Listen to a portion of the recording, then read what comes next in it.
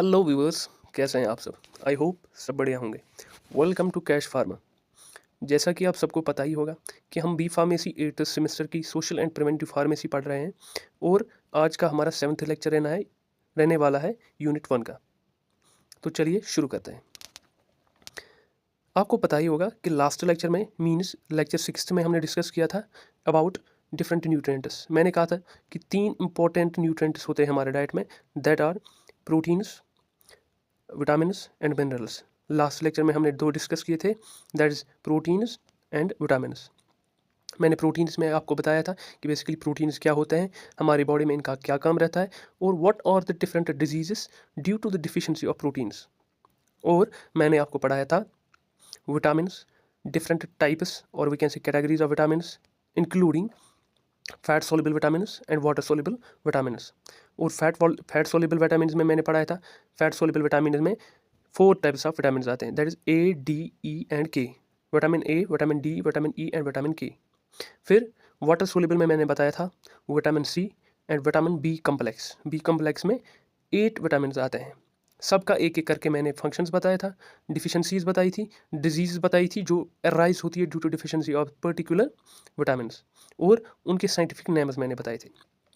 तो आज हम डिस्कस करने वाले हैं the third nutrient, that is minerals. तो चलिए देखते हैं अब ये क्या होता है। हमारी बॉडी को बहुत सारे बहुत सारे मिनरल्स की ज़रूरत होती है डिफरेंट फंक्शंस को करने में। Means our body needs a number of minerals which are essential, जो हमारी बॉडी को, जिनकी बहुत ज़्यादा ज़रूरत रहती है हमारी बॉडी को अपनी फंक्शंस करने में। ब्रॉडली हमने इन मिनरल्स को डिवाइड किया है दो ग्रुप्स में। एक को नाम दिया हमने माइक्रो मिनरल्स और दूसरे को नाम दिया हमने, दूसरे ग्रुप को, micro minerals. Micro and micro. Micro means larger minerals और माइक्रो मीन्स स्मॉल और we can say trace elements. अब ये कैटेगराइजेशन, ये डिवीजन हमने किस बेसिस पे किया? ये हमने किया on the base of dietary needs के। डाइट में हमें कितने अमाउंट में पर्टिकुलर मिनरल लेना है per day, on that basis हमने मिनरल्स को डिवाइड किया है 2 ग्रुप्स में। वन इज माइक्रो मीन्स बिगर और लार्जर ग्रुप, जो हमें ज़्यादा क्वांटिटी में लेने चाहिए, और माइक्रो मीन्स स्मॉलर, जो हमें कम क्वांटिटी में चाहिए हर रोज़। ठीक है। अब माइक्रो मिनरल्स में कौन कौन सी मिनरल्स आते हैं ये देखते हैं। कैल्शियम आता है, फॉस्फोरस आता है, पोटेशियम आता है, सोडियम आता है, क्लोराइड्स आते हैं, सल्फर आता है और मैग्नीशियम आता है। ठीक है। ये ग्रुप क्या दिखाता है हमें? Micro minerals. और माइक्रो में क्या आता है? Copper, cobalt, chromium, fluorine, iodine, iron, manganese, molybdenum, निकल एंड सिलिकॉन एट्सेट्रा। ठीक है। इनकी हमें कम ज़रूरत रहती है माइक्रो वालों की, और माइक्रो वालों की ज़्यादा ज़रूरत रहती है, हमें ज़्यादा अमाउंट में हर दिन चाहिए ही चाहिए हमारी बॉडी को। ठीक है। यहाँ तक तो आपको ये चीज़ क्लियर हुआ होगा। ठीक है। अब देखिए मिनरल्स हमारी बॉडी में किस लिए ज़रूरी होते हैं, क्या काम रहता है मिनरल्स का, हम क्यों बोलते हैं कि हमें मिनरल्स चाहिए बॉडी में? देखिए इनके बहुत सारे काम रहते हैं। First is act, these minerals act as cofactors of enzymes. मैंने लास्ट में बताया था कि को फैक्टर्स क्या रहते हैं एंजाइम्स के। ये जो मिनरल्स हैं ये एक्ट करते हैं as cofactors of enzymes. Enzymes क्या करते हैं? डिफरेंट जो बॉडी में रिएक्शंस या केमिकल प्रोसेस रहती हैं उनको कैरी ऑन करते हैं। ठीक है। दूसरा क्या है? Minerals are the structural components of teeth and bones. जो मिनरल्स रहते हैं ये स्ट्रक्चरल कंपोनेंट्स, मीन्स इनसे ही बनते हैं हमारे टीथ और बोन्स। ठीक है। फिर minerals act as catalysts for many biological process. ये जो मिनरल्स रहते हैं ये एक्ट करते हैं एज कैटालिस्ट्स। जो भी हमारी बॉडी में बायोलॉजिकल प्रोसेस रहती है, केमिकल रिएक्शंस हो जाती हैं, उनमें एज कैटालिस्ट। कैटालिस्ट का क्या काम रहता है कि रेट ऑफ रिएक्शन को बढ़ाएं, रेट ऑफ रिएक्शन को मतलब रिएक्शन को जल्दी जल्दी कराएं और लास्ट में खुद अपने आप बाहर आ जाएं एज इट इज़। ठीक है। और का क्या काम रहता है इन मिनरल्स का? ये जो मिनरल्स रहते हैं ये पार्टिसिपेट करते हैं, आपने पढ़ा होगा nerve impulse, nerve conduction, nerve contraction, इन सब चीज़ों में मिनरल्स को बहुत ज़्यादा रोल रहता है। ठीक है। अब अभी मैंने ऊपर क्या बोला? Micro and micro. आपके सिलेबस के अकॉर्डिंग आपको माइक्रो इस वाले ग्रुप पे ज़्यादा ध्यान देना है, इस वाले ग्रुप पे ये आपको ध्यान रखना है इसका। ये आप डायरेक्टली ऐसे ही याद रख सकते हो। ठीक है। अब इनको एक एक करके हम डिस्कस करेंगे, इनको मैं ऐसे ही बताऊँगा कौन कौन से ज़्यादा इंपॉर्टेंट है। ठीक है। चलिए अब देखते हैं।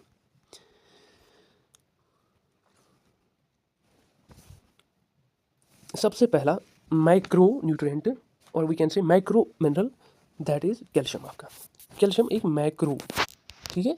अब देखिए मेजर फूड सोर्सेस कहाँ से हमें ज़्यादा मिलता है, कौन सी फूड्स हमें खानी चाहिए जिनसे हमें कैल्शियम मिलेगा। ठीक है। हमारी बॉडी को कैल्शियम मिलेगा।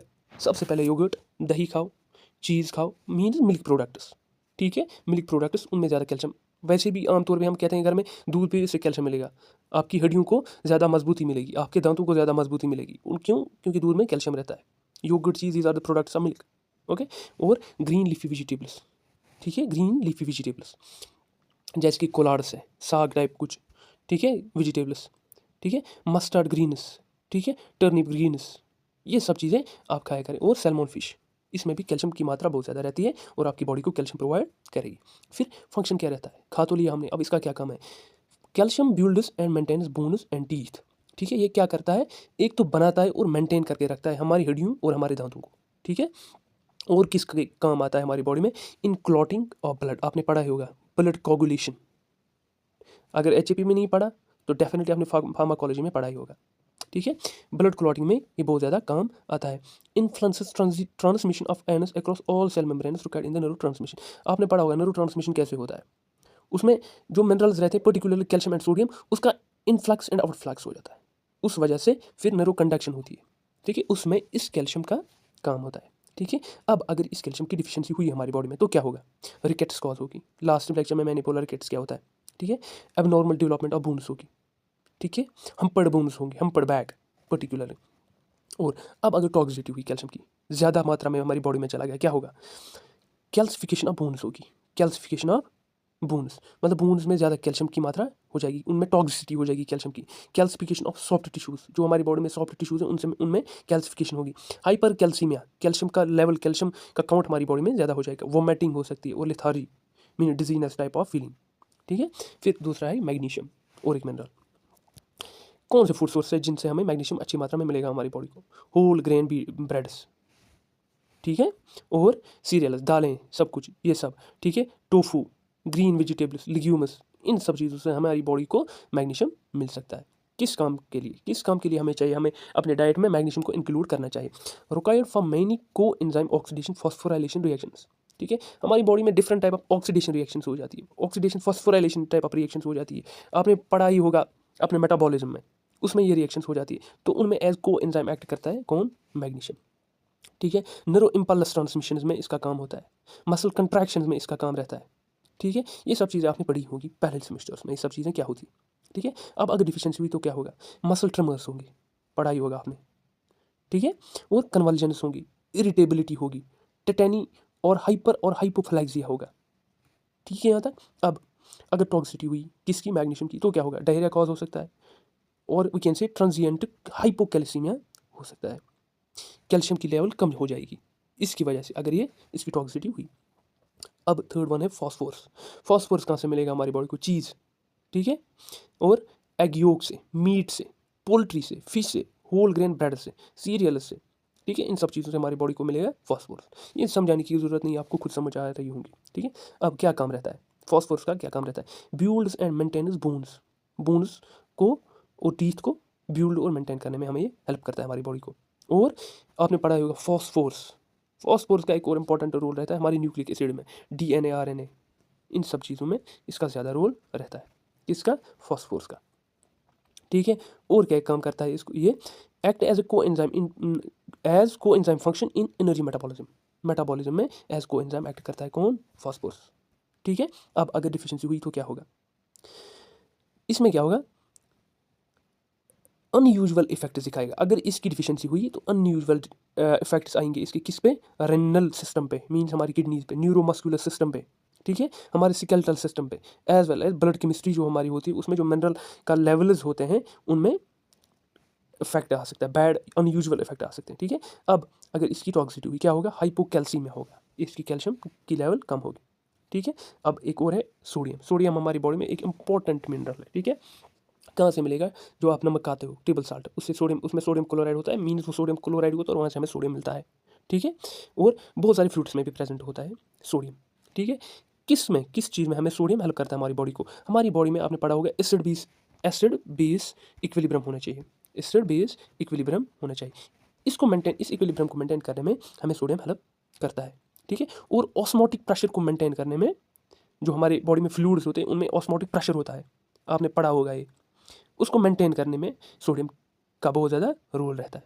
और कॉन्ट्रैक्शन में, कॉन्ट्रैक्टिलिटी में, ठीक है, इस चीज़ में सोडियम का बहुत ज़्यादा रोल रहता है। अब अगर इसकी डिफिशियंसी हुई, सोडियम की डिफिशियंसी हुई, तो nausea, feeling of vomiting, vomiting तो नहीं होगी, फीलिंग ऑफ वोमिटिंग होगी, nausea feeling of vomiting, cramps होंगे, ठीक है, मोस्टली आप ये जो सपोर्ट्स पर्सन है ना उनमें देखते हो क्रैम्प्स आ जाते हैं, वोमिटिंग होगी, डिजीनेस होगी, अपैथी होगी, apathy means tissue death, exhaustion, possible respiratory failure, ये सब चीज़ें हो सकती है ड्यू टू सोडियम डिफिशियंसी। तो चलिए वो एक और another one is potassium. Potassium कहाँ से मिलता है हमें? ऑरेंज से, मोस्टली सिट्रस फ्रूट से हमें मिलता है, ठीक है, जैसे ऑरेंज है, लेमन है, इन सब चीज़ों से हमें पोटेशियम मिलता है, बनाना से, yogurt, potatoes, meat, fish, poultry etcetera, ठीक है।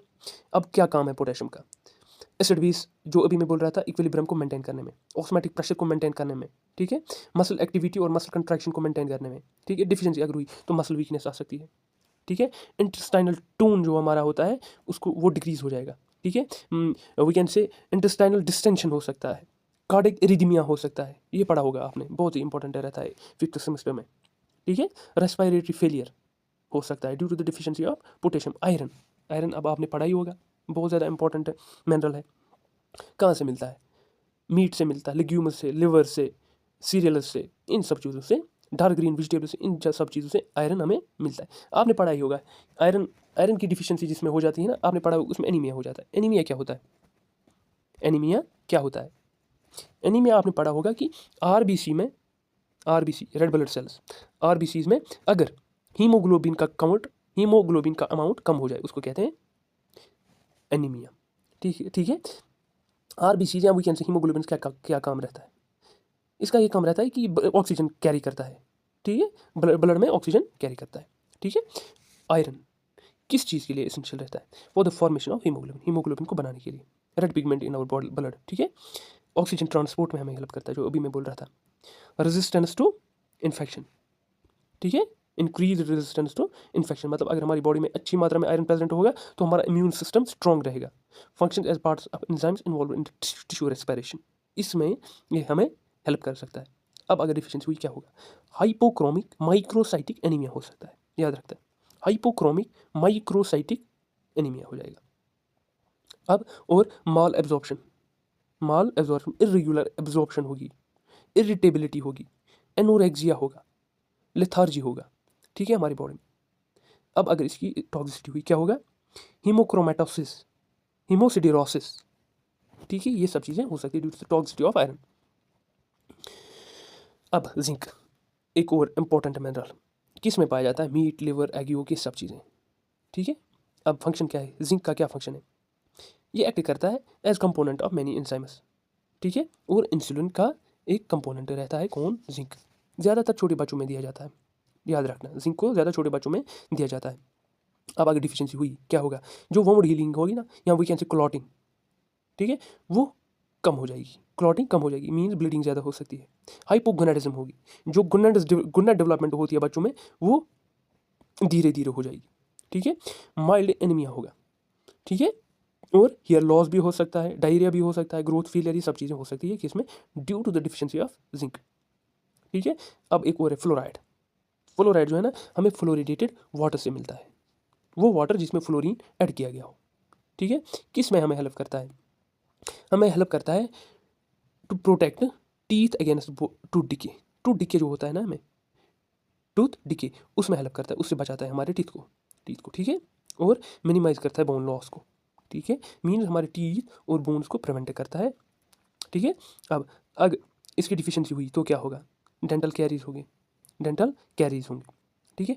हमें वो वाटर लेना चाहिए, यहाँ पे मैं बताता हूँ, जिसमें एटलीस्ट 1 ppm फ्लोरीन प्रेजेंट हो, फ्लोरीन प्रेजेंट हो, मीन 1 पार्ट्स पर मिलियन फ्लोरीन प्रेजेंट हो। उससे क्या होगा? हम बच सकते हैं फ्रॉम द टूथ डीके, ठीक है। आई होप यहाँ तक आपको ये समझ आया होगा।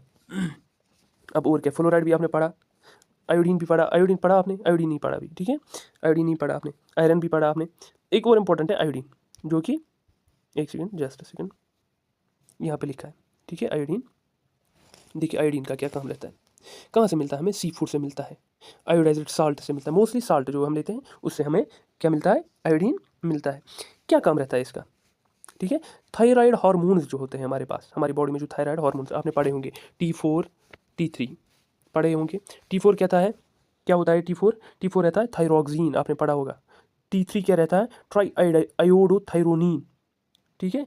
थायराइड हार्मोन्स रहते हैं, किस में काम आते हैं ये आते हैं हमें काम एनर्जी मेटाबॉलिज्म में, पढ़ाई होगा, थर्मोरेगुलेशन में, प्रोटीन सिंथेसिस में, ठीक है। अब अगर इसकी डिफिशिएंसी हुई, आयोडीन की डिफिशिएंसी होगी, क्या होगा हमारी बॉडी में, ग्वाइटर काज हो सकता है, endemic goitre, particularly endemic goitre cause हो सकता है, एबॉर्शन हो सकती है, फीमेल में एबॉर्शन हो सकती है, और क्या हो सकता है, डिप्रेस्ड थायराइड फंक्शन होंगे, ठीक है, और क्रेटिनिज्म होगा, इन्फेंट डेथ हो सकती है, ठीक है।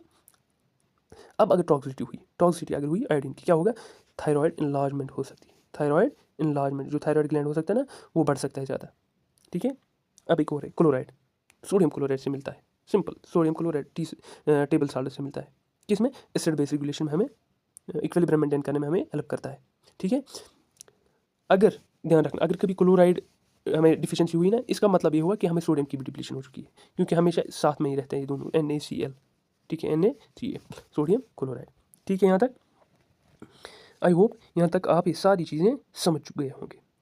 और एक बात, आयरन डिफिशिएंसी जो होती है ना, आयरन डिफिशिएंसी जो हम यहाँ पे पढ़ रहे थे, आयरन डिफिशिएंसी हम क्या बोल रहे थे, आयरन डिफिशिएंसी जब हो जाती है तो हाइपोक्रोमिक माइक्रोसाइटिक एनीमिया हो सकता है, माल एब्जॉर्प्शन हो सकता है, एनोरेक्सिया हो सकता है, लेथार्जी हो सकती है। अब किन में ज़्यादा इसके चांसेस बनते हैं, ठीक है।